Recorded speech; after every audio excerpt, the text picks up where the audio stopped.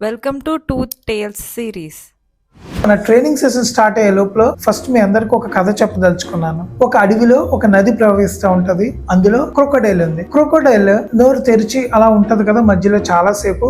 అప్పుడు ఒక పెట్టు వచ్చి తన నోట్లో వాల్తా ఉంటది. అలా చాలా సార్లు చేస్తానే ఉంటది. నోట్లో ఉన్న ఫుడ్ ని తింటా ఉంటుంది. ఒక రోజు ఇదే పెట్టు వెళ్ళి ఆ ఒడ్డునున్న ఒక లేడి పైన వాళ్తది. వాలి ఈ క్రొకోడైల్ ఎంత మంచిదో అసలు నేను ఎన్నిసార్లు వెళ్ళి తన నోట్లో ఫుడ్ తిన్నా కూడా నన్ను ఎప్పుడు ఏది చేయట్లేదు, అంత మంచిది క్రొకోడైల్ అని జింకకి చెప్తే జింక ఏమంటదంటే చాలే క్రొకోడైల్ అది చాలా డేంజరస్. మొన్నే 4 రోజుల క్రితం నా బిడ్డ నీళ్లు తాగడానికి వెళ్తే నా పిల్లని తినేసింది, చంపేసింది. క్రొకోడైల్ మంచిది అంటావు ఏంటంటే లేదు లేదు మీరు పొరపడుతున్నారేమో, ఈ క్రొకోడైల్ చాలా మంచిది, నేను చాలా రోజుల నుంచి దాని దగ్గరే ఉంటున్నాను, నన్ను ఎప్పుడు ఏమీ చేయలేదు అని అంటే లేదు నువ్వు అపోహపడుతున్నావు అని జింక అంటది. ఈ కథలో మీకు అర్థమైంది ఏంటి?